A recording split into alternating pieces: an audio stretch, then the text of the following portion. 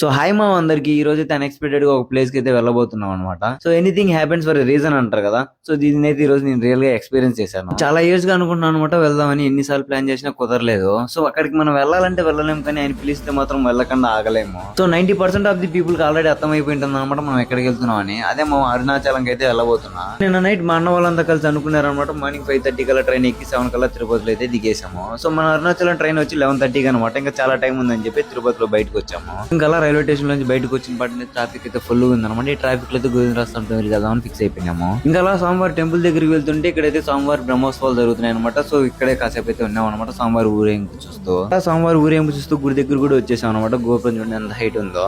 So ఇంకా గుళ్ళకి అయితే వెళ్తున్నాం అనమాట. గుళ్ళకి అయితే ఫోన్స్ అండ్ కెమెరాస్ అయితే స్ట్రిక్ట్లీ నాట్ అలౌడ్ అంట. దర్శనం అయితే చాలా బాగా జరిగింది అనమాట. లిటరల్లీ గూస్ బంప్స్ అసలు. ఫర్ ది ఫస్ట్ టైం అయితే నేను టెంపుల్ కి వచ్చాను అనమాట. చాలా బాగుంది ఇది టెంపుల్ అయితే.